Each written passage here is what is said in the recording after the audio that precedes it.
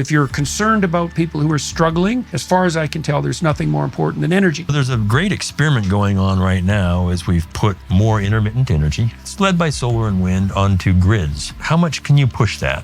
When that sun or wind go away, something has to be there immediately to back that up, to make it continue to work. And it's brutal managing a grid that has things coming and going. The most appropriate way to serve the poor is to make energy radically available reliably, period. If you want to clean up the atmosphere emissions as well as the land, the air, and the water, you have to accelerate economic development. If this is all true, then why the hell aren't we doing it? We're not out of energy options, we're out of ideas. The banner of war that's flown by the Greens is the carbon dioxide apocalypse narrative. The best solution to that is clearly nuclear, clearly. But the Greens, as they're doing in Spain, as they already have done in Germany, they're anti-nuclear, which indicates more strongly than anything else that the story is not about carbon dioxide pollution. It's about something else.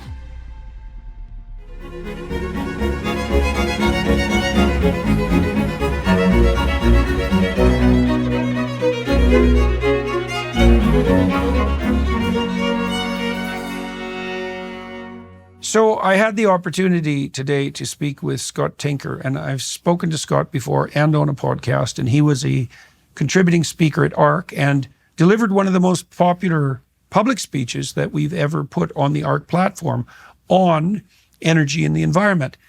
Why should you listen to this podcast? Well, there's a bunch of reasons. The most practical is that Scott will walk you through what you need to know to basically have a schematic understanding of the structures upon which your abundant world depends, the energy infrastructure. And he'll tell you a story that you won't hear from other sources, and it's accurate. And you need to know these things because they help. Knowing them helps you understand what opportunities the future holds. And so much of what we're told about the future is transmitted to us by people who ratchet their way to power by terrifying and compelling the population. And that's the sign of a kind of tyranny. Scott offers something much more like an invitational vision, which is that we could have an abundant world for everyone if we set our mind on that. There's no fundamental scarcity of natural resource. There's no looming apocalypse that we can address by making the world a worse place. That the pathway forward to abundance and plenitude and opportunity is through ample energy provision of all sources and the elevation of the poor in the world to the status of, roughly of the developed West. Can we do that? Yes. There's no shortage of resources. That entire conceptual structure is faulty. There's shortage of will and resolve. And you need to know this. You need to know this if you're young, because a world that's rife with apocalyptic fear-mongering is one that will demoralize you. You need to know this if you're going to have children, because you have to understand what kind of world they could inhabit and what kind of world the doomsayers will doom them to if the narrative is wrong. And I don't know anyone who knows more about this and who's a more thoughtful and informed speaker about such issues than Scott. And so do yourself a favor and pay attention to this podcast. So, Scott, I thought I'd start this with a bit of a story from Spain. I received this today, found this today from the Telegraph, which I sometimes write for. As you know, most people watching perhaps know, or at least some do, the whole country faced a blackout, and more than the country, right? Into Portugal and France as well. Just a few weeks ago, I think it was the biggest. Well, it's described in the Telegraph as the worst electricity failure in any developed country in modern times. So another number one for Spain. The stench of a cover-up hangs over Spain's giant blackout. Faith in the current investigation has reached rock bottom. The socialist government of Pedro Sanchez is trying to buy time with explanations that either make no technical sense or veer into absurdity. Red Electrica, there's a name for you, which runs the grid, is accused of stonewalling everybody. Sources in Brussels have told the Telegraph that the authorities were conducting an experiment before the system crashed. probing how far they could push reliance on renewables in preparation for Spain's rushed phase out of nuclear reactors from 2027. The government seems to have pushed the pace recklessly before making the necessary investments in a sophisticated 21st century smart grid capable of handling it. Okay, so well, what's the background to that story? They also put a woman in charge of the entire electrical grid who had absolutely no experience in the area, and she's been an unmitigated disaster. And so, well, that sort of sets the stage for our conversation. I mean, we've talked a number of times for everybody watching and listening. Scott's participated in the ARC Endeavour, Alliance for Responsible Citizenship in London. We're trying to build a visionary alternative on the international side for a future of abundance and distributed responsibility instead of top-down apocalyptic nightmare control. And so that seems like a good alternative. And Scott's been extremely helpful on the energy side because he shares the ARC vision of low-cost, reliable energy distributed worldwide as the foundation for peace and abundance and direct aid to the poor in the most possibly effective way. And so we're going to run over that territory today. Scott is very well connected among people who understand how the energy system works. And he's going to, well, share his expertise with us so that we can sort out just what the hell's going on. So let's start with that. So comments about the Spanish situation and its implications for Europe more broadly and Australia for that matter, because they're experimenting with the same thing. Right. Well, it's good to be here with you. And that's a tough situation and tragic. It's dangerous for human lives when you have major blackouts like that. So I always go back to some of the underlying principles of all these things, Jordan. And I am not against any form of energy. Mm-hmm. In fact, I've put solar in an indigenous village in Colombia, our Waco people. That's all they had. We put 3.5 kilowatt array to put light bulbs in mud huts and ceiling fans in a refrigerator. They didn't have wires, they didn't have roads, they didn't have pipes. Right. First electricity. Get started with it. Scaling things is the great challenge in energy. And so let's just think about the physics of these things a little bit. Intermittent sources of energy. The sun sets at night, and it's cloudy sometimes, and sometimes it's cloudy for a long time. The Germans have a word for it, Dunkelflaute. You know? Sometimes it hails, and too. Sometimes the wind, quits blowing. Mm-hmm. So when that happens, in the modern world anyway, the developed world, we like our electricity 24/7. We want it on.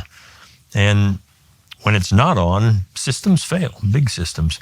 So there's a great experiment going on right now as we've put more intermittent energy, but it's led by solar and wind, onto grids. And how much can you push that? Because what has to happen when you increase the percentage of intermittent energy on an electric grid is because we consume electrons in real time, right? You generate them, you use them. When that sun or wind go away, something has to be there immediately, right then, in real time, to back that up, to make it continue to work. And it's brutal managing a grid that has things coming and going. Right. I mean, the grid's designed for a stable inputs and relatively predictable outputs. 60 hertz, bring it to us. No fluctuations that burn out your electrical equipment or make it fail. Just like, you could fry a blow dryer in your home. You can fry bigger things on a grid if you get big grid fluctuations. So, okay, so there's two problems at least. Well, yeah, at least, but two. Yeah. Okay, so let's lay it out from first principles. Yeah. The first thing we could agree is that there's no abundance, and that means a plethora of starvation level poverty and hand-to-mouth existence in the absence of energy, right? There's no real difference between energy and work, and no difference between work and wealth. So if you're concerned about people who are struggling, as far as I can tell, there's nothing more important than energy. Now, you made a case that on the energy front, there are two cardinal concerns. One is abundance of supply, but the other is regularity and predictability of supply. Reliability. Right, reliability. Yeah. Right, as important as provision. Right. And let's come back, because it's such a big component of my work and life's passion too. Let's come back to those who don't have much or any and transitioning. So we're kind of starting with the rich world. We're starting here with a modern world, right? The developed world. We have a grid, and it's a complicated beast. Grids are not simple.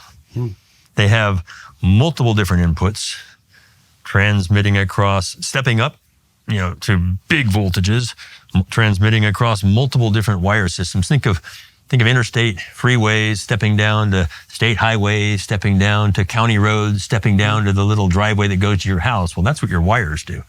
So you're having to take big voltages coming out of power plants and step them down ever more to little homes and industries and businesses. Yeah. And hospitals. And hospitals. Yeah. And guess what? AI and data centers that want 99.99% reliability. Right. They have to always be like on. Like jets, let's say. You can't fail. Right. Essentially, you can't fail. Right. So you're putting all these inputs in, and the more inputs in some ways is good. Optionality in energy is good, like your stock portfolio, your real estate portfolio. I like options in energy. If you get limited to one or two, you're betting a lot on that thing. I don't buy one stock. So I don't mind a lot of inputs, but we've got to realize that they're not all created equal. And when we talk about the intermittent forms of energy, the sun and the wind, and some others, they come and go, and that's not judgment. That's just physics. That's just the reality of the way the sun and the wind work. So I got to have something there. So what's that German word for the wind drought? Dunkelflaute. Right. And so there's lots of situations in Europe in particular so far where the sun isn't available because it's a northern place fundamentally. Germany's and neither cloudy. is the wind. Right. So and then it's my understanding as well that to the degree that your grid is reliant on intermittent power sources, you need backups that, as you said, are instantly available, right? So that means you can't start up a nuclear plant because that takes a long time. Correct. But also that have the same capacity as the system you're replacing. Yes. So what that implies, as far as I can tell, is that if you build a primarily solar and wind grid, you have to have, so far, either a nuclear or fossil fuel backup that's ready online to go, which essentially means you have to build two systems. Welcome to parenting. There's a natural joy in raising a toddler that's unlike anything else in life. You have to admire a child's creativity in misbehaving. It's very important for children to understand what the rules are that guide a particular situation. Find what the reality of the social situation actually is. How many times a day do you think you're having a disciplinary struggle with your son? At least 3 times a day. Children test their boundaries by pushing their limits, by misbehaving. You have to be patient with that, but also firm. We want to foster a spirit of cooperation within our family. Your interactions with your children shouldn't ever be about what other people think of you. You should be attending to the situation at hand and doing the right thing for your kid.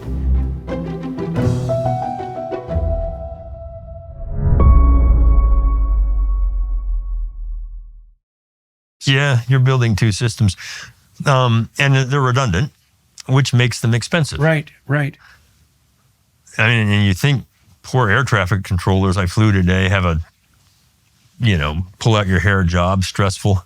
Try managing a grid, because I've been inside them. ERCOT is the Electricity Reliability Council of Texas.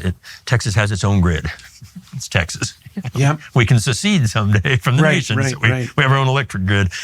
I've been inside ERCOT, and there are a wall of panels and grid operators and all the different lines, and you see arrows flowing different directions, and they are literally calling on people, start up that gas plant, shut it down, make sure orchestrating it. It's incredible. Make sure the baseload nuclear is always running. You don't turn nukes on and off. Yeah. They just run. We have 4 nuclear reactors in Texas, 2 at Comanche Peak, 2 at South Texas Project. They always run. Coal, it likes to always be on. Yeah. Think think of cooking indoors in your kitchen. Would you bring charcoal in and light it up?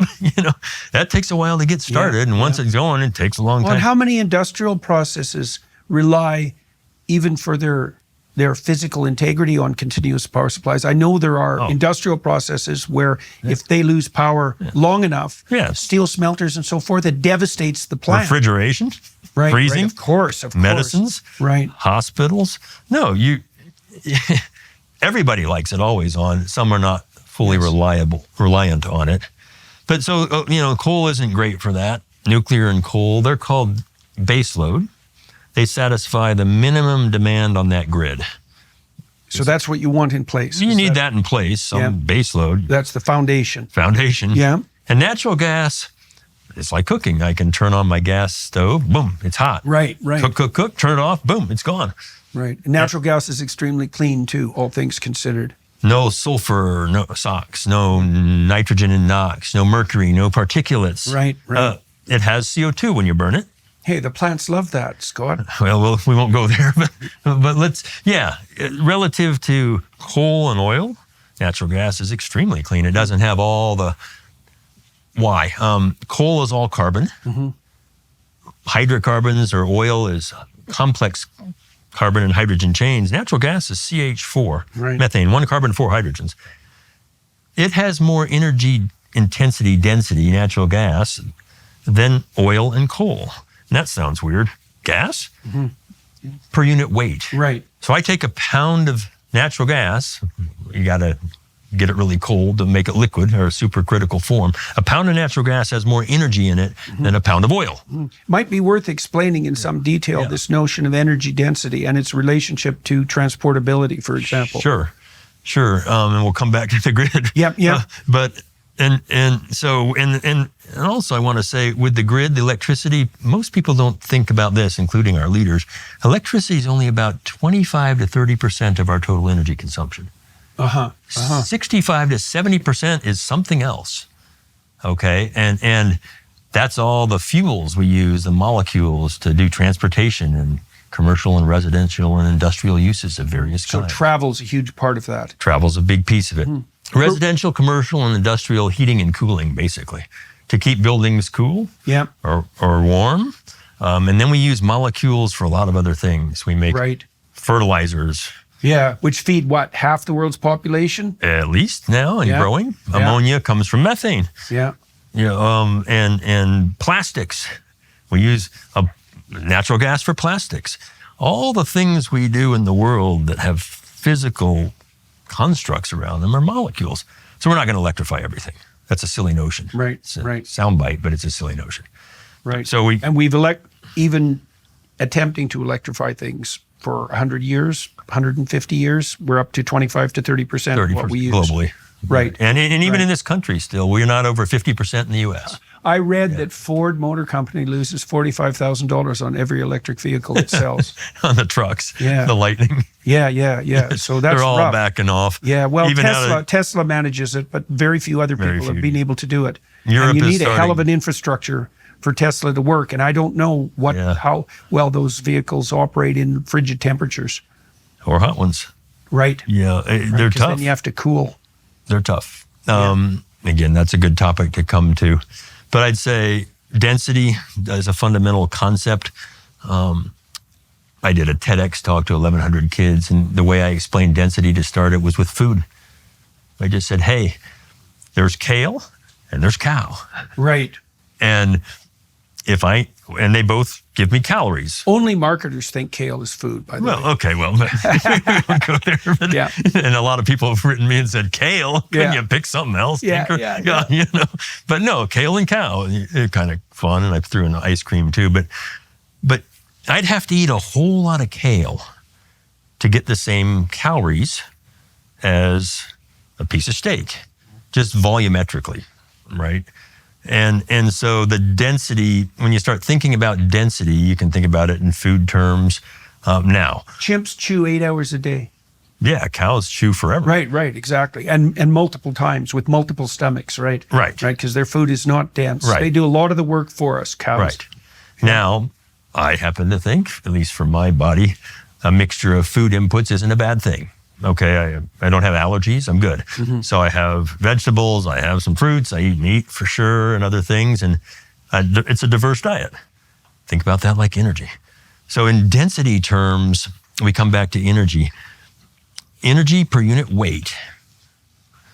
Things like hay, our first energy ever that our vehicles ate to motor themselves around, and wood, and dung, and other kinds of biomass were the early human-like things used for energy. And many of the world's poor now. And still do. We are consuming more of those things than we ever have still, which is ironic. There are more people. Yep. So not percentage-wise, but in actual consumption in units, more of those. Now we start to transition naturally. We discover charcoal or coal. Nature took all the plants and made it into a dense carbon form called coal. Nature did the work. Time, heat, pressure. So now I've got dense plants called coal. And in 1804, the very first commercial steam engine for a train in Wales took its first journey, 1804. And there were 1 billion people in the world in 1804. We'd grown from 110 million in 1000 BC. It was a perfect census back then, we know. They counted them all. 110 million to 1 billion in those thousands of years. And then we went from 1 billion people to 8.3 billion people in a couple hundred years. The hydrocarbon age kicked off. Coal, then oil, again, carbon and hydrogen, natural gas, mostly methane, or mostly hydrogen and methane. So this was the accelerator of human development, because now we had an energy source that could do useful work for us, and humans didn't have to labor and toil ourselves or with a plow animal of some kind. Yeah, I think Bjorn Lomborg has estimated that each of us are served by the equivalent of 40 servants. At least, in the rich world. Yeah, in the rich world. So so think about density. We gone from that. Coal is denser by weight. Oil, denser still. Natural gas by weight, denser still. And then the magic uranium and thorium, right, radioactive elements come along, and they have a density per unit weight 1 million times more than wood. Right. A million. 1 million times. 1 million times. Yeah. So all a nuclear reactor does when you put, I say all, you put little uranium pellets, they're about a centimeter tall. I've held them, that wide, stuff them into these fuel rods. Yeah. You activate them, basically you split those things, fission, and that creates a bunch of heat. And those are sitting in a pool of water. The water starts to boil, make steam, turn a turbine, run a generator. Right. It's just a different source of heat than burning coal or burning natural gas or burning oil to make electricity. Different source of heat. Right. And by the way, the sun at the towers, that's heat too. All that's doing is boiling water with a bunch of mirrors. So along comes uranium and thorium and nuclear, and this changes things. We can do a tremendous amount of work. I'll give the listeners a feel for that density. In that little uranium pellet, there's enough energy contained in there to the equivalent energy to drive my car from New York to LA back to Dallas. One pellet. Think of the gasoline that would take. A lot. And gasoline's very dense. So you start to extrapolate, this is the energy density. Certain forms of energy just won the physics game. Uranium and natural gas, basically.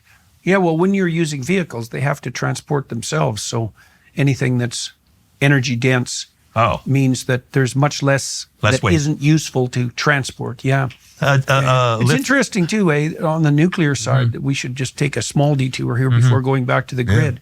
Well, one of the things that really stymies me, and this is why it's also necessary to think about the story that's being told about such things, is that the banner of war that's flown by the Greens is the carbon dioxide apocalypse narrative. But the best solution to that is clearly nuclear. Clearly. And France has demonstrated that like no other country, I would say.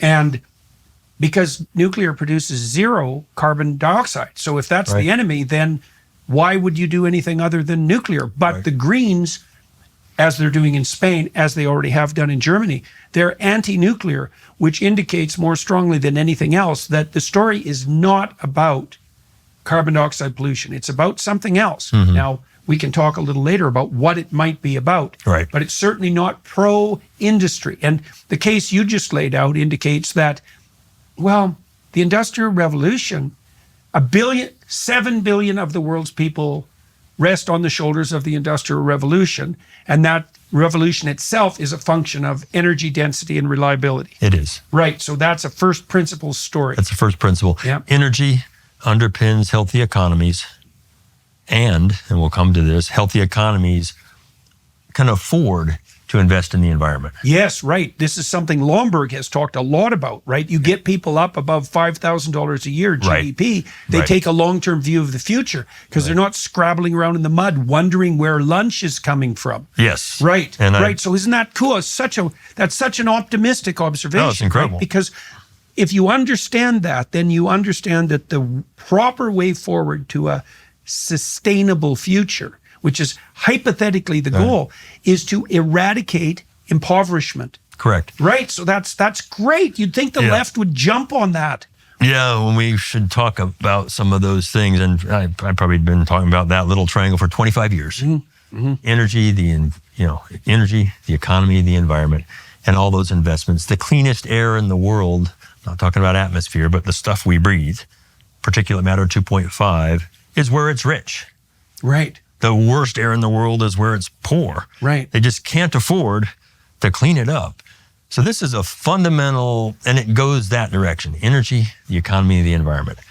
Right. And right, right. and ironically, kind of a important point here, if you want to clean up the atmosphere emissions as well as the land, the air, and the water, you have to accelerate economic development. You have to accelerate human flourishing, Yes. not push it down. Right. You should say that again. And we know this is right. We can see what's happening in Europe because as Germany has rampaged down the idiot green road, their power has become more expensive, more unreliable, and dirtier, right? They're failing on their own marker of success, as well as failing on the economic front. You know, if you're a degrowth advocate for whatever reasons you might be, that seems like success, but it's just rebranded failure. So we want to reiterate this point so everyone understands. If you actually care about the environment, you want to do everything you possibly can to put people in a situation where they can take a long-term view and take care of everything that's around them. And they can't do that when they're scrabbling around in poverty. Shopify powers millions of businesses worldwide, supporting everyone from established brands to entrepreneurs just starting their journey. You can create your professional storefront effortlessly with Shopify's extensive library of customizable templates designed to reflect your brand's unique identity. Boost your productivity with Shopify's AI-powered tools that craft compelling products, descriptions, engaging headlines, and even enhance your product's photography, all with just a few clicks. Plus, you can market your business like a pro without hiring a team. Easily develop and launch targeted email campaigns and social media content that reaches customers wherever they spend their time, online or offline. If that's not enough, Shopify offers expert guidance on every aspect of commerce, from inventory management to international shipping logistics to seamless return processing. If you're ready to sell, you're ready for Shopify. Sign up for your $1 per month trial period and start selling today at shopify.com/JBP. Go to shopify.com/JBP. Again, that's shopify.com/JBP. And it's not just the billion who are in extreme poverty. Let's call them the emerging world. It's the next 4 to 5 billion people that have intermittent energy. Their power comes and goes. Their fuels vary and are not reliable to them. So it's this whole 3 to 4 billion people kind of emerging, another 3 to 4 billion developing, and 1.4 billion developed. And that's an energy transition hierarchy. That's an energy transition hierarchy. That's a global health hierarchy. Right. That's an access to food hierarchy. That's a clean water hierarchy. That's a clean soils hierarchy. That's a clean air hierarchy. Opportunity for your children hierarchy. It's everything. Right. And so if you could picture the average of the wealthy world, 1.3 billion of us consume about 50 megawatt hours and we make about $50,000 per person. 50 megawatt hours per capita, $50,000 per capita. That's the average of the wealthy world annually. The U.S. is higher than that. Okay, 50-50. That's kind of convenient. At the end of every year, I tear apart a bunch of data for several weeks. It's my fun. And so I kind of was working on population data, economic data, and energy data at the end of last year. And this is cool, conveniently cool, 50-50. Yep. All right, sticks in your head, 50-50. 7 billion other people in the world are below that, some way below it.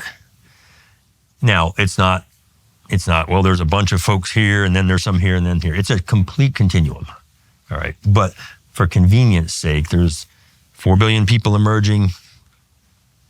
You know, we have 50 megawatt hours, they have 5 or 3 or 1. And proportionally about $1,000 to $5,000 per capita. Right. Nothing. Right. You know, think about that. That's a couple cups of Starbucks or something a day. Yep. And then as you come up through that, there's the developing world, and then the developed world. Lumped all at 7 billion people, and they're stuck. They're kind of stuck here. They haven't moved much. They're getting a little bit more. While the wealthy world, we consume more energy, and we're getting a lot wealthier.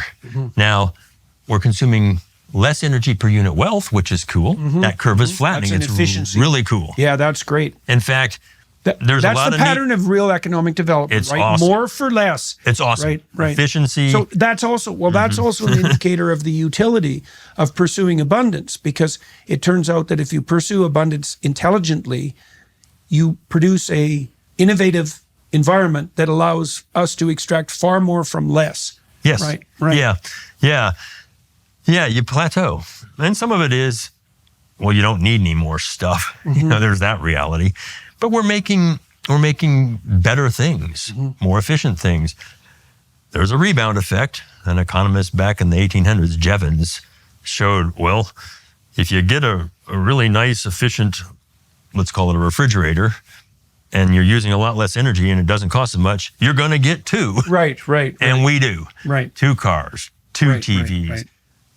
20 pair of blue jeans. I'm literally not exaggerating. Instead of, I just need 2 or 3. You know, the C40 consortium, the green advocates on the municipal side, have posited that in order for us to reach net zero effectively, there's 40 of the world's biggest cities are part of this consortium. Yeah. We are only going to be allowed 3 articles of clothing a year. Yeah. Right. 95% reduction in automobile ownership, too, because you don't need a car to do whatever the hell you're doing. Yeah. Right. Well, that's a vision of scarcity. But your point fundamentally is that the pursuit of scarcity will exacerbate environmental catastrophe. It does. It does. Yeah. Yes, it does. And the removal of choice. And basic human freedoms and liberties. And opportunity and the ability to live. Let's kind of set the idea that we could tell people what they can do aside for a second. Even in places that tell people what they can do. I see behind me the Soviet Union post. I went there in 82 for 3 weeks when it was still the Soviet Union. The Cold War was on. We were behind the Iron Curtain, and I was out of college, and it left a huge impression on me. I saw what it was like to live without liberty. In a command economy. It was very intense. And I went out when I shouldn't at night from hotels and met with young people my age, 22, 23, invincible. I'll never erase. These are embedded forever. These are memories that are embedded forever of the look in young people's eyes who are now in their 60s, if they're still here. So what that system does, it doesn't work. You can't tell people that. Spain's going to make it work. How's that working? We'll eventually come back there. But getting back, kind of this dialogue, energy, economies, and that gives you the wherewithal to invest in cleaning up environments. And we see that in all sorts of different Right, and that final 50, that's the bottom half of the world? Well, no. Oh, okay. Yeah, it's so you say, okay, here we are with this continuum, and there's the 50-50 in there. And I ask myself the question, why are we considering light bulbs and mud huts, which I've done, electrified? You know, that the world organizations say, well, that's electrified. No, that's a light bulb in a mud hut. Right. It's more than they had. They can read at night, Yeah. etc. It's a start.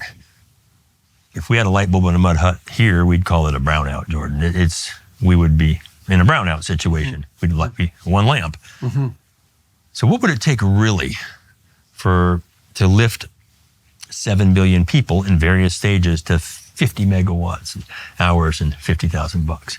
So I ran the numbers. And then by when? So it turns out the world today, all in, let's call it primary energy consumption. These are the fundamental inputs we've been talking about. Biomass, coal, oil, natural gas, nuclear, solar, wind, hydro, big dams, and waves and tides, potentially all the other this little teeny thing today. So these are what come into the system. I didn't say electricity. You have to make electricity. Electricity is not primary energy. We make it. So the things that make electricity, if you look across the world today, all in, we consume about 620 exajoules of energy. That means nothing to anybody. What's an exajoule? It's a big number, okay? 620 exajoules powers 8.3 billion people to varying levels. Just take it as 620 something, some unit. To lift everybody up to 50-50 would take almost 3 times that, almost 1,800 exajoules. For the oil and gas people, that's about 1,800 trillion cubic feet of gas a year equivalent. Other units of energy measurement that are used. Tripling though, so 3x. Now, that's not scarcity. That's not saying, hey, we're running out. Everybody's got to conserve. You can only have 1 pair of shoes and 2 pair of clothing. No, that's saying we've got to find out how to make triple our energy, our primary energy in the world. Is it there? Some worry about that. Well, yes. The answer is there's a lot of energy in the world. It's in a variety of forms. But the density, here's where density comes back in. If I'm going to make another 1,200 exajoules or up to 1,800, I've got to use the densest forms of energy. That little uranium pellet, uranium oxides, thorium, another radioactive element. These are both fission inputs. And in the next period of time, we're not that far away from fusion working, not commercial yet, but fusion, that's hydrogen. You know, it's a pretty common thing.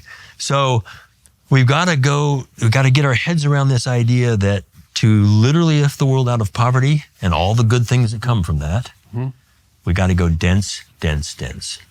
You're not going to be doing it with low density forms of energy.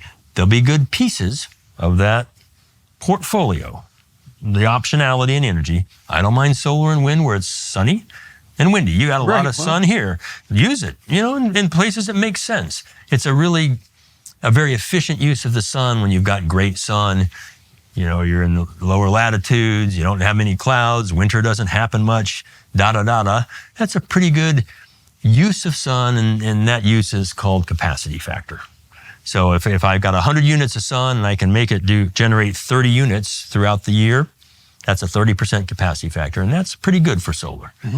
Nuclear, 90% or more capacity factor. Nuclear is always on. Okay, so let's talk about nuclear and scarcity as well. I mean, okay, so what are the objections to running down this road, let's say? Well, it's pretty obvious that energy is harnessed to serve the poor. I think that's incontrovertible. The mere fact that there was 1 billion people and now there's 8 billion shows how useful energy is. And the immensely high standard of living. There are no energy poor rich countries. So, that's right. Okay, so now the next issue is going to be... There's some energy poor people in rich countries. Right. But there are no any energy poor countries. Right. Okay, so now we face the issue of, well, we can't go to 1,800 because there aren't enough sources of energy. It's a finite resource. But you deal with that so lay out why no is the answer. So we'll talk about and what the intelligent mix is. My suspicions are that the more we rely on nuclear, the more we can shepherd our use of fossil fuels, because fossil fuels are useful for fertilizer and for plastics, and nuclear isn't, and for transportation, let's say. So, and a lot of other things, petrochemicals and all sorts of things that we use fossil fuels for that most people don't know. So is it the case that it's foolish to use fossil fuel in many ways for energy if it's replaceable by nuclear? So let's separate again our thought of electricity and molecules. Let's just, the simplest form we can do, electricity, molecules. Electricity is used for quite a few things and more things now. We need it. Electrons are very useful things, and electric motors are actually very efficient machines, more efficient than a combustion engine, the motor. The battery isn't. The battery is less dense than dung on a per unit weight basis. A battery is a lot less dense than dung, yes, on a weight basis. That's why it takes 1,000 pounds of battery to drive a car. Right. A Tesla S is 1,000-pound battery pack, 7,000 batteries the size of your cell phone, and that under the whole floor bed. It has physics limits. Okay, so but let's do electrons and molecules. We need molecules for a lot of useful things, and burning them arguably is maybe not the best use if we had perfect other options for them. Now, I can electrify some things, vehicles, small cars, bigger cars. I can do hybrids for bigger buses. But because there's so much weight in that battery, when I fly here on an airplane, the whole airplane would be a battery. Right. To get me to go. There's not much use just flying batteries around. No, it's kind of cool. And it's an electric plane, but it's doing nothing else. Right. And so go up that density curve again. I'm putting jet fuel, diesel, in those wings. Really dense energy. And that allows me to haul weight in humans and luggage and freight and other things. So you have to think about the end uses of energy. It's not crazy to burn molecules when they're the only thing that will do that job.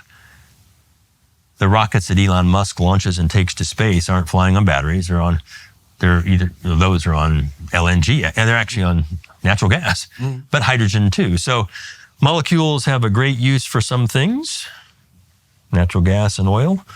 Electrons have a great use for other things. We should try to get to the point where we're using the right form of energy to do the right job. Nuclear makes electricity. Right. And heat. You make a lot of heat with nuclear. What's its utility potentially for transportation? I mean, we've had nuclear subs for like 2 generations. Yeah, 60, 70 years. Yeah, 4 generations, really. My nephew was third in command, or my cousin third in command of a nuclear attack sub. I've been on it. It's an incredible little, I didn't get to see it, but the core is not very big. Yeah.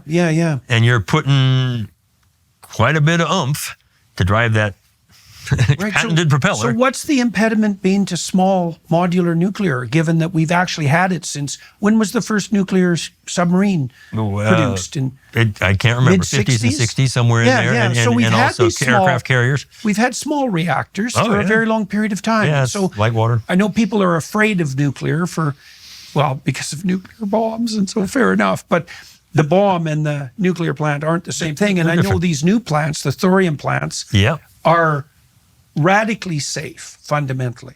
Yeah. When I was young, I was trained to be terrified of nuclear war. Yeah. It was Cold War. I mean, in kindergarten, I got under my desk in drills and hid, preparing for a nuclear attack, Jordan. And because I knew the desk would protect me from a nuclear. Yes, of course. I was safe under the little desk. So my generation grew up, your generation, are scared of that. Oh, definitely. And there's still some reverberation in fear. Fear is extremely powerful. You know this better than I do as a psychologist. It's a powerful motivator. And it inhibits logical thinking sometimes. I mean, the beginning of wisdom is do away with fear. Okay. But that's the fear we were trained with. Young people today haven't had that fear of nuclear baked into them. They've had climate baked into them. Yes, right. They're terrified of that. And they literally are gutturally terrified of that. They are emotionally, psychologically depressed don't want to have kids, get married. Well, that's suicidal. a feature, not a bug, to stop them from having children. Okay, Bjorn but- Lomborg, I okay, think, wait. estimated that each additional mouth on the planet produces 4 times as much as it consumes. Yeah. That's the average. Yeah. So In the a notion that not having children is good for the planet isn't a very wise Right. notion. Yeah. Maybe in it some depends average, what you do with the children. productive in a productive world. Right. If you aren't allowed to be productive, or you don't have the energy to be productive, it depends on where you are on that, Right. productivity Right. scale. But Maslow outlined it pretty elegantly, I think, when he looked at the hierarchy from self-actualization, kind of on down through love. But those bottom 2 tiers, safety, security, these things are made. I know those are addressed by energy and wealth. The fundamental physio things that we need, physical things we need, and safety and security. Those bottom 2 tiers in that pyramid, energy and wealth. Mm-hmm. That lifts people up. So that's what we're talking about here with 7 billion people, is the fundamental things that make everybody safer, more secure, and More productive. Yep. Food in your stomach, some clothes on your back, a shelter, some climate control, perhaps if you're living in a hot place or a cold place, etc. Clean water to drink. These are healthcare, education. These are fundamental things. Clean water to drink and sufficient food is 95%. Plus plumbing, that's 95% of the health problems solved. Big time. Yeah. Big time. That is literally what drives a lot of those things. So you get to 7 billion people, that's a lot of energy. And you ask the question, do we have it? Are we running out? Yeah. We would run out if we were using hay and wood and cutting, biomass and dung. There's not enough of that to do 8.3 billion people and growing. We can talk about population because it's fascinating demographics, but there's not enough of that. Coal, there's quite a bit of coal still left in the world. Hundreds of years supply in the U.S. Asia has a lot of coal, blah, blah. Yeah. Other impacts of coal from burning it. That has a lot. That's also a solvable technological It's solvable. problem. Yeah. The thing that you have to do, though, you want to say, what's my energy returned on my energy invested? That's a metric, EROI it's called. And so how much energy does it take throughout the whole energy system to get useful energy out? With coal, you're mining it, you're moving it on trains, barges, trucks, you burn it. And if you're going to get out the SOx and the NOx and the particulates and the mercury and the CO2, each one of those things is a bolt-on system that runs on more energy. Right. So you're lowering your EROI the more you clean up that coal.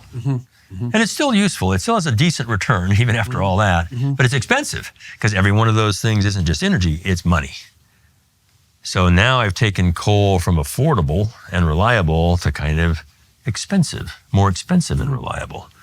Right. China doesn't do all those things. Sometimes their scrubbers are on, sometimes they're off. Depends on what their economy is needing and the cost of electricity. Right. We don't do that here. You turn off those here in regulated societies, you get massive fines or go to prison, as you should. So that's the nice part about density again.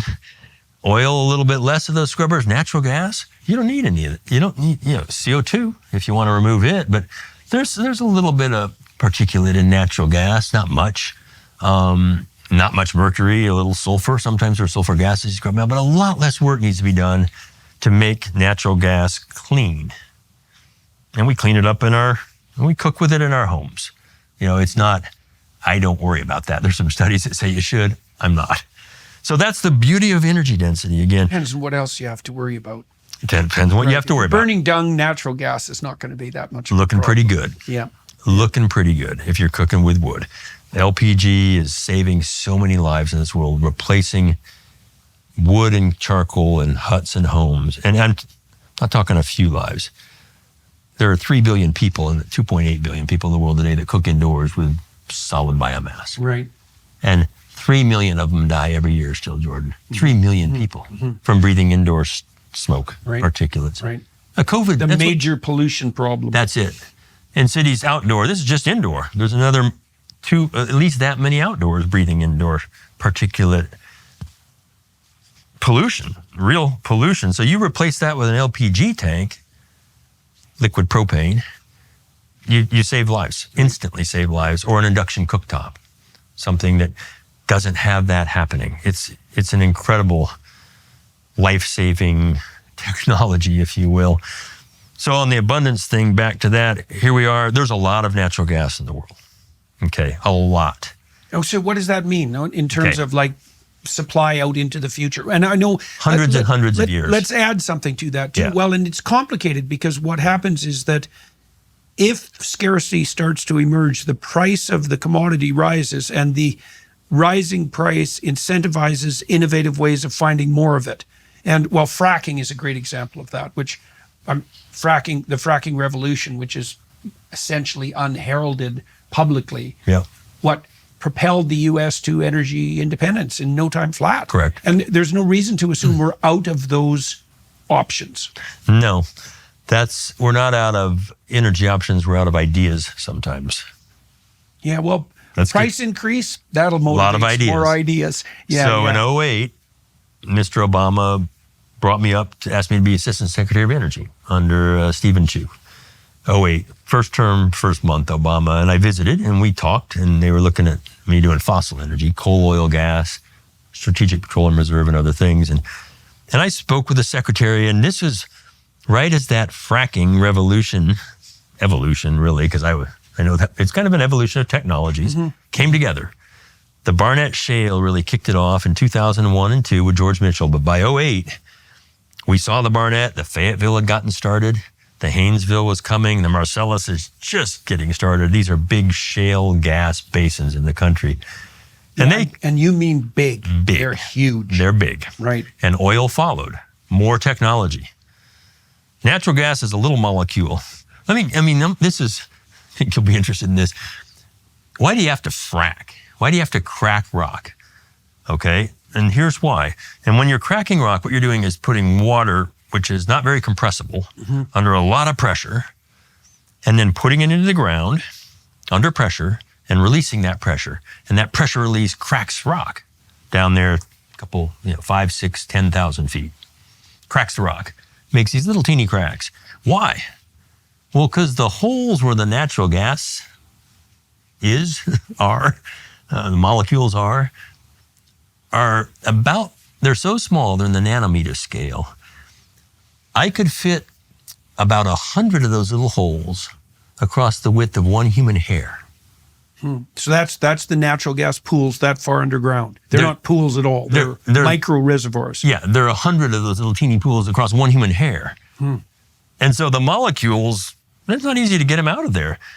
Now, so you got to crack that rock. You got little teeny rooms, and you're creating little pathways, doorways, and hallways for them to flow toward a lower pressure area. And that wellbore, when it comes down and goes down and cracks rock, and then you open it up, you've created a low pressure pipe, and everything wants to go towards low pressure, like humans. Hey, less pressure, give me less pressure, I'm good. I don't like the high pressure. In they go, and they start to flow up. So that's why fracking, hydraulic fracturing, came about. It had been happening again for 5 decades. Yeah, well, I grew up in northern Alberta, and cracking vertical. Everywhere. Cracking vertical. Yeah. And then the horizontal wells, they came together. So that changed things here. Our natural gas production in 2007-8 from shale, that's the name of these rocks, was about 4% of our natural gas came from shale in 2008. Today, 70%. Wow. Of all That's such a revolution. Since 2007. And oil was essentially nothing from shale, and now it's 63% of our oil comes from shale. Wow. Well, there's a great example of technological revolution. Less than 2 decades. Yeah. And the oil molecule, it's a big, complicated, remember, complex carbon-hydrogen chains. You can't get it out of those little holes very easy. Technology continue to evolve to allow the Bakken, the Eagle Ford, and West Texas Permian Basin to produce oil. This is revolutionary. Now look, so that's supply. Won't last forever, but this is important. We've been producing those now for 20 years, some of those basins, and 10 years. The total amount of oil and gas in those basins is called the resource. Is it accurately estimated, do you think? It's pretty accurate. My organization did those studies for 20 years, and others have too. But we did that resource estimates of all the big shale basins at UT Austin and Bureau of Economic Geology. You can estimate what's in place. The reserve, and this is where language gets kind of funny, is what you can produce with today's technology at today's price. Price changes, reserves change. Right. It's not people finagling stuff. Sure. You know, I can produce more at a higher price. The price goes down, I can't. So the reserves change. And then you got your production. Of all those tanks, those resources, we've only produced about 5%. Great. In those 20 years. Wonderful. There's 95% still down there. So do you know how It's hard to get out. Do you know how the magnitude of those reserves that you're describing compares to reserves like the oil sands in northern Alberta? I do. Yeah. So all those basins added up in the U.S. is about 500 billion barrels equivalent. There's a lot, big numbers. The oil sands in Alberta, I don't know those numbers precisely, but they're big numbers too. They're in that range. Yeah, okay. But very hard to get out. Right. Completely different technology. Right. Our first film but switch. if the price rises, you could get it out. And if Yeah. and if And you're the technology allowed improves. and the environmental regulations allow it. Right. Because the cool part about, we featured those in our first film, the stuff at the surface that they're mining, and for your viewer, I mean, these are a conventional oil reservoir that's been impacted by surface waters, and the oil, all the light stuff came off. So it's really heavy, kind of tar-like oil. Right. So for your listeners, that's what we're talking about here. So you got to move tar out of rock. Not easy. You can mine it at the surface. That's pretty environmentally destructive, but that's 20%. 80% is below the surface, and what they do is they drill wells down in, and they inject steam at high pressures, because when you put heat on tar, it becomes a liquid and kind of a sludge, and then they flow this sludge in, and they add more natural gas and other things, and they make it into an oil again and move it away. So they're literally taking tar or heavy oil sands away that way. Right. Huge resource. So the idea that we're going to run out of fossil fuel especially if we shepherd our nuclear resources with some degree of intelligence, that's not a foreseeable future problem. No, it's not. And here's kind of the mic drop on it all. Okay. We're the US and Canada and Argentina are really the only ones producing oil and gas from shale today. We're not the only ones that have it. Right. I know. Well, there's resources in Holland, right? In the Netherlands. That Germany and Poland. Yeah. But the big ones, because these are the source rocks, it's the kitchen. This is where the oil was made millions of years ago and then leaked off into these conventional reservoirs with time, heat and pressure and time. Up comes the oil. Those are the source rocks. That's what they're called. Mer d'huile in French, the mother of oil, sits down there. Where you find these conventional oil and gas fields, like we have in the Middle East and Russia and South America, et cetera, there are mature source rocks leaking oil and gas. Some of the most mature and biggest source rocks in the world are in, you guessed it, the Middle East and Russia. They've been quietly testing them, quietly seeing, hey, let's learn that technology. How do we get ready? Because it's more expensive. Yeah. What I'm describing is more expensive. Yeah. And they still have these conventional reservoirs, a lot of oil and gas in the Middle East, a lot of gas in Russia, some oil. Right. Big basins. Right. So that's backed up by more expensive sources that are much larger. Yes. And they haven't even produced them yet. How much larger? Well, here we've got we've literally created a production curve that is higher than it was in the 70s. King Hubbert, a famous guy that worked with my dad at Shell, predicted peak oil in the U.S. in 73, and he was right until we turned it around with shale, and now we're producing more oil than we ever have. So it will be more than they've produced so far in each of those regions, at least. Right. And remember, do you think all those stores have been discovered, or is that still? They know where their source rocks are. They're quietly testing them. Why? And guess who was against fracking? If you chase the money back in the early 2000s, the anti-fracking movement, you chase it to Russia and the Middle East, and it's not even that hard to track it. Yeah. Surprise, surprise. Sheiks for shale. Yeah. I wrote a piece about that. Yeah. Right, I mean, like, oh no, the U.S. Right. is coming back. All of a Right. sudden, OPEC doesn't control. It was a wild time. That's when fracking becomes dangerous. It's yes. going to cause earthquakes. It's like, And it lights on fire and Yeah, documentary films. nonsense. Yes. So, well, and you got to do fracking right. Let me defend that. You can't go out there like the Wild West. Well, fracking is a major industrial operation. It is. You're lining up big trucks around a hole, putting a bunch of water under pressure. You're producing oil and gas. You got to do it right. Well, then Most people do it right. The developed world would do it right because that's where you This is where you want it to be done right. Absolutely. And it's regulated. Yeah. Occasionally there's a bad actor. So what I'm saying here, we have 95% still left in the US. Very hard to get a lot of it out technologically, but we'll get more.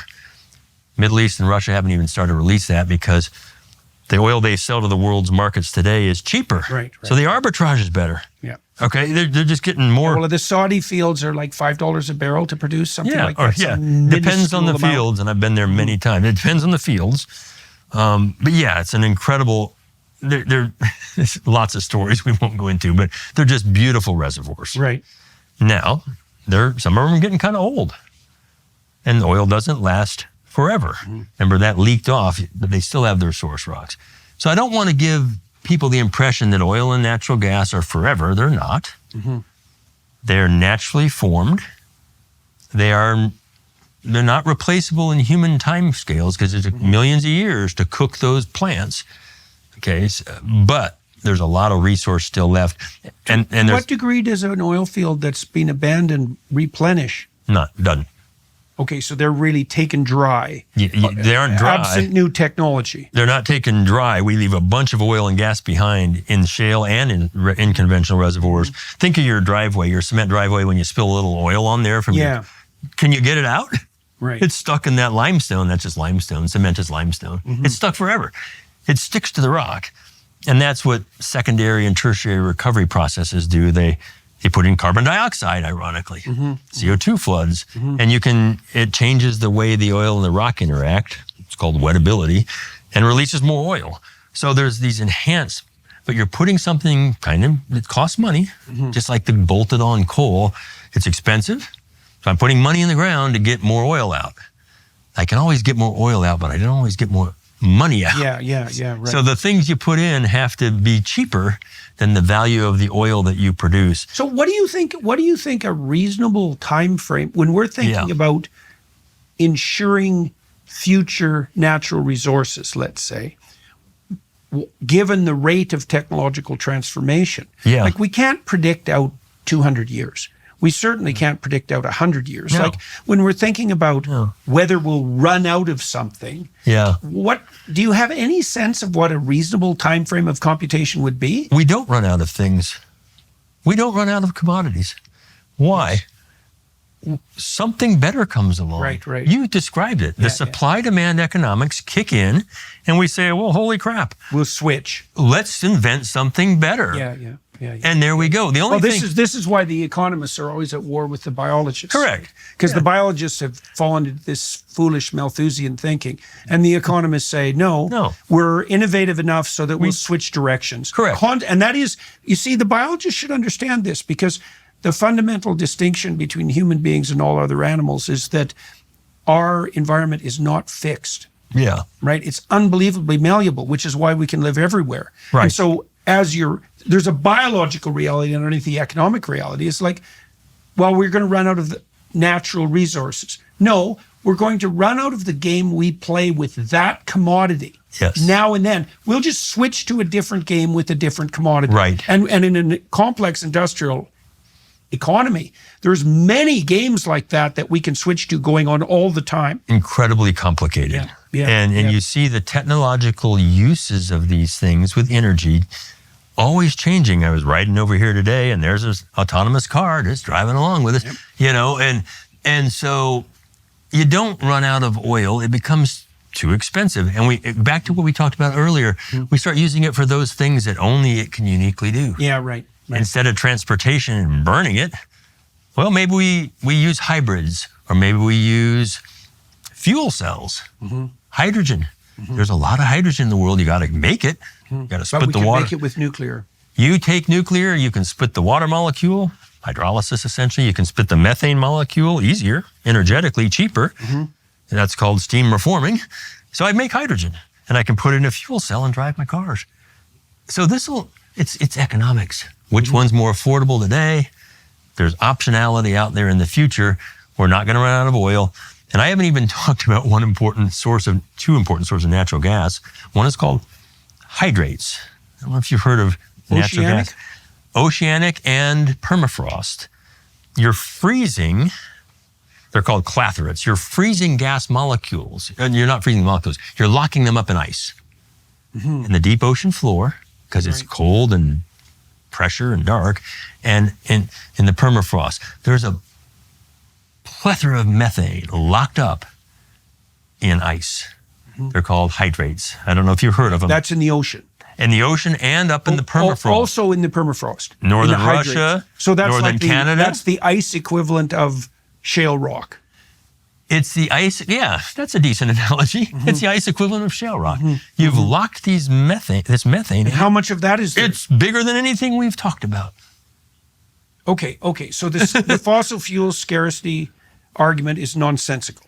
They're expensive. Right. So I don't want your listener to say, oh, well, why don't we go to that? It's expensive. Doesn't matter if you get rich enough. If you get rich enough and with technology, the cost comes down. Yeah. And so when you need that thing, there it is. Yeah, so at some point there'll be a threshold of price, hypothetically, where beginning to investigate the use of hydrates will make economic sense.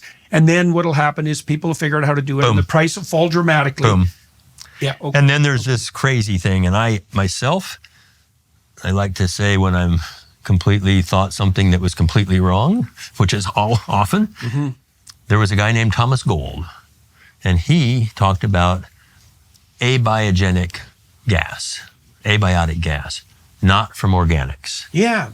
I've wondered about that. I've read about that. Russian guy. I haven't been able to make heads or tails of it. So what? He's a really smart guy that I respect tremendously. I was with him in D.C. earlier this week, named Jesse Ausubel. He's done so many cool things. Really smart thinker. Jesse Ausubel. You'd love him guest? he'd be a great guest. Okay. And he could talk about, he started many things, but one of those was this thing called the Deep Carbon Observatory.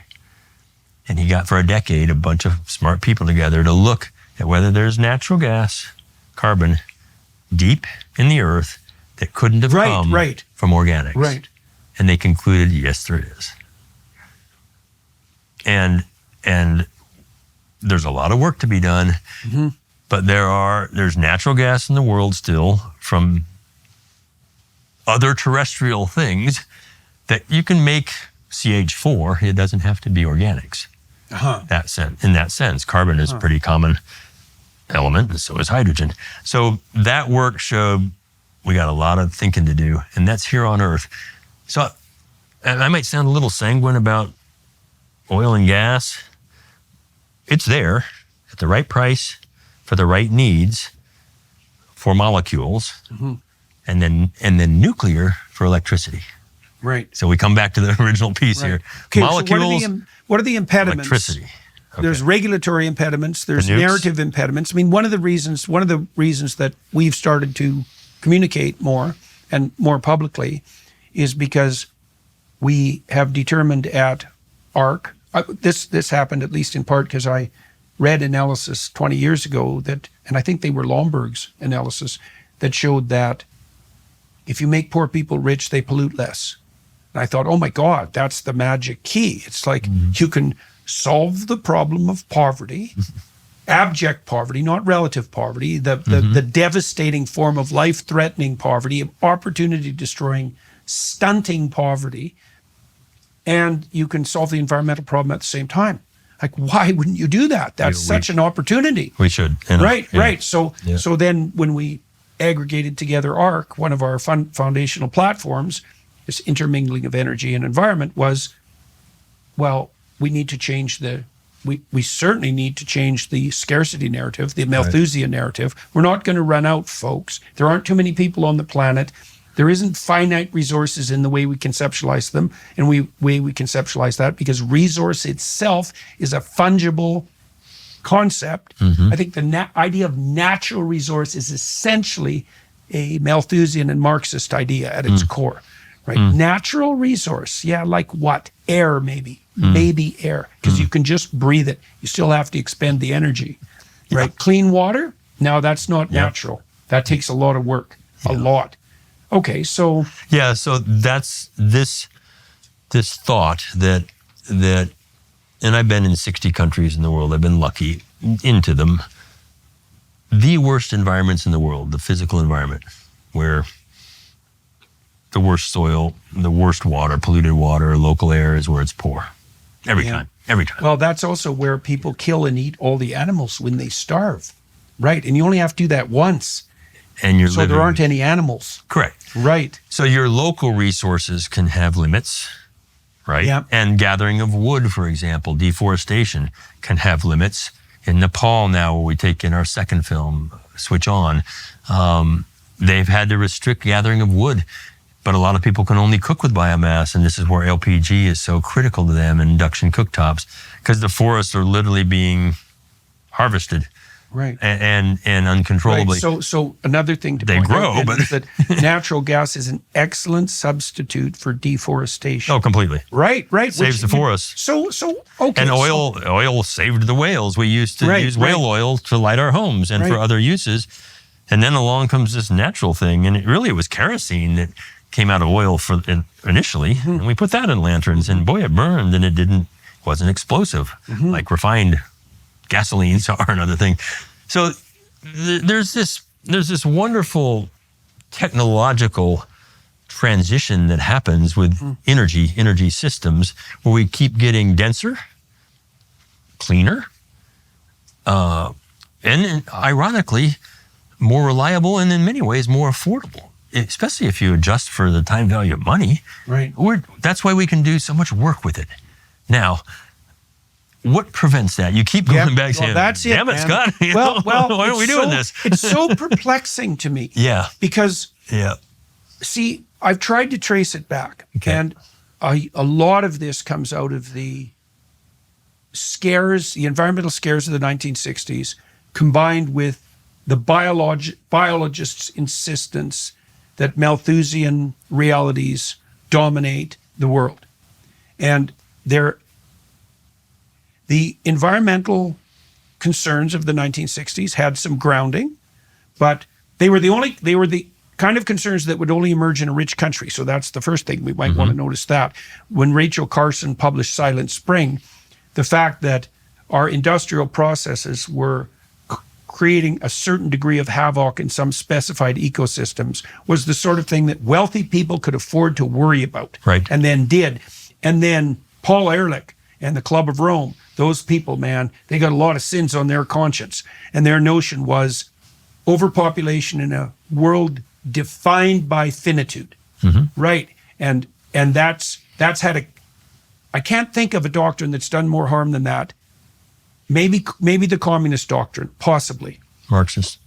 Possibly that. But apart from that notion of intrinsic Malthusian scarcity. Now, there's a great story about that, right? Because Paul Ehrlich, who is the master biologist of the Malthusian nightmare. So the Malthusian nightmare is the idea that human beings are best modeled as mold in a petri dish. We'll multiply uncontrollably and rapaciously until we devour all of the biological substrate, and then we'll all cataclysmically starve. Right. It's like, no.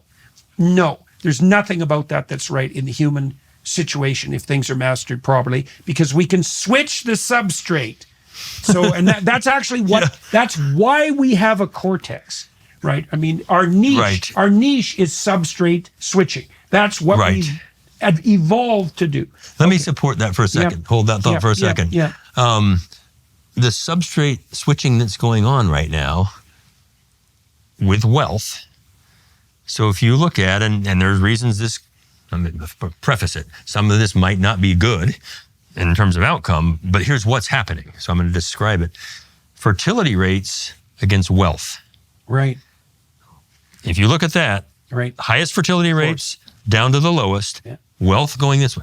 The wealthiest countries over here, and our fertility rates are below replacement of 2.1. Yep. The poorer you are, the higher your fertility rates. Right, because you need kids for one thing to do the basic agrarian kinds of things, and they die of a tooth infection or diarrhea. It's morally awful in a modern world, so-called. But it isn't fertility rates driving wealth. It's wealth pulling down the fertility rates. And part of the reason that's happening is, you just described it, we have a brain. Yeah. People are saying we choose not to have as many kids. Morally, religiously, we could talk about that, and you'll be better than me, but this is just what's happening. So the fertility rates in almost every country in the world have been plummeting the last 30 years, except Africa. So the point you're making is that population in 50 years, and here comes the last 50. Yeah, right. 50 megawatt hours, $50,000. In 2075, most demographers agree now, given the current trends in fertility rates plummeting, population in this world will peak. Right. And it won't plateau, Jordan. It'll It plummets. Yeah. It plummets. Which may be the next problem we really have to face. We're going to be going, whoa, this has got a 2075. My kids will still be alive. Right. And so why am I not concerned about resources? Well, I kind of believe that's coming, and there may be a human super cycle. Who knows? We may choose to have more kids and not go extinct. I think we're going to choose to have kids, personally. I think so too. But I don't think we can provide enough energy for 50 years to get everybody 50 megawatt hours and 50 grand. 50, 50, 50. We can do that. Yeah. And this is what Toby Rice and I have started the Energy Core, CORPS, to try to do that very thing, is to not get mud huts and light bulbs, to literally help everybody who's doing great work in this area lift the world into prosperity. Yeah. Let's go. Yeah. What's stopping that? Well, that's the next issue. The Malthusian hypothesis was one, but you put a dagger in its heart on the population side, because Ehrlich's sphere, the Club of Rome, these desperate people, they presumed that there'd be a never-ending cycle of population increase. But it's not happening. And no, the opposite of what they predicted is happening. Yeah. Exactly, is that wealth produces a maybe cataclysmic decline in the birth rate. Now, that's something we could modify and likely will, but that's the opposite of what they predicted. And then there's the famous bet between Paul Ehrlich and Julian Simon, Julian being the economist, right, who was a polymath and a genius, and in a completely different intellectual category than Dr. Ehrlich, I'm afraid. And they had a famous bet, I think it was in the 1970s, when Ehrlich was proposing that by the year 2000, commodity prices would shoot through the roof as a consequence of scarcity, and everyone would be dying of starvation.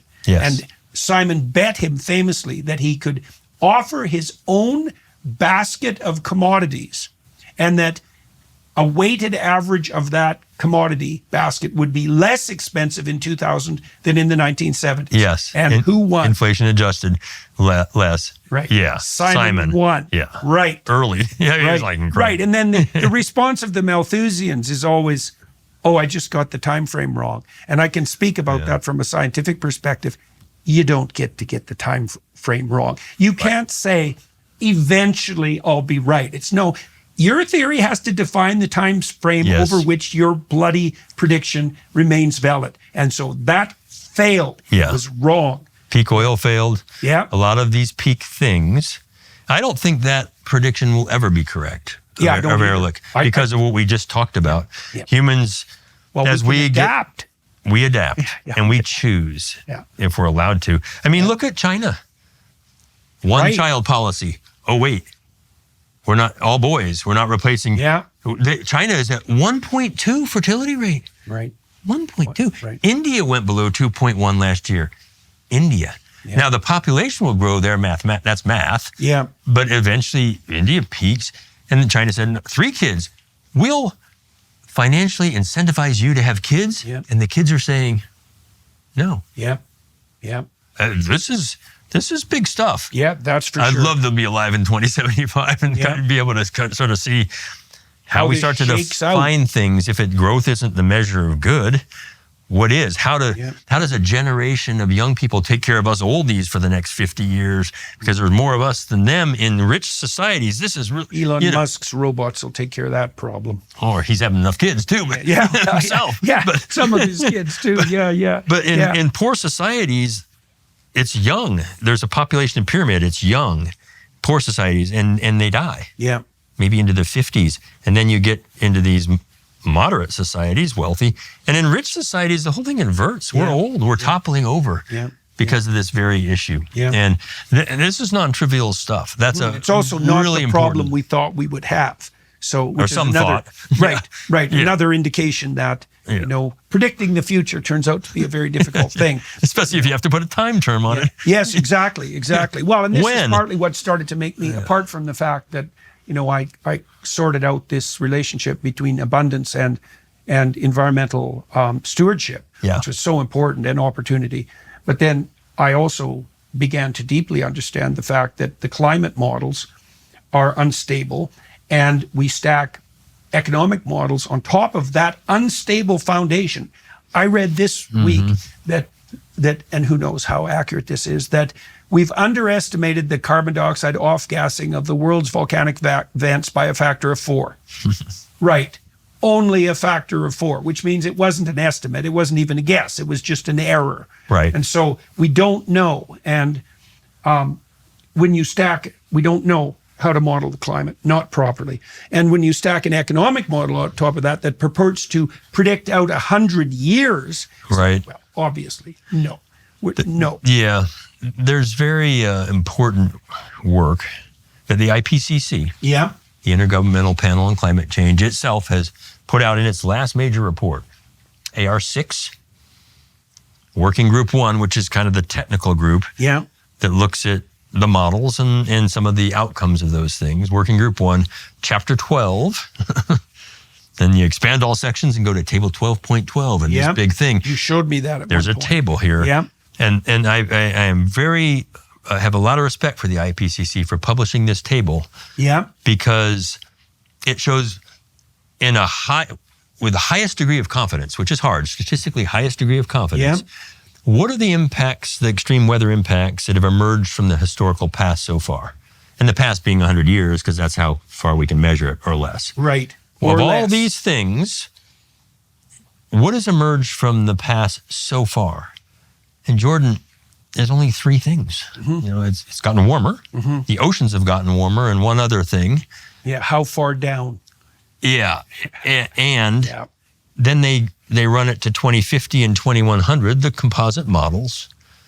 In the worst warming scenario, RCP 8.5, the worst. No climate scientists really think that's going to happen, but let's run the worst. What's going to emerge?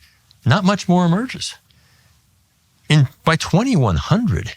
So if you look at the white space in that table, and again, you bring the degree of confidence lower, stuff could start to emerge with a 50-50 or 70% or 30% confidence. But when you're up there, what's really emerged with high confidence, there's a ton of white space in that table. It's really important to understand. I'm not saying that I think humans have helped to warm the planet some. I think CO2 and methane have done that, 280 parts per million up to 430. Much greener planet. And it's greener, it's food. There's pros and there's trade-offs for everything. Of course. Everything in the world has trades-offs, okay? And change has costs, change right? is Any cost. rapid Change is transformation. Hard. Change scares people.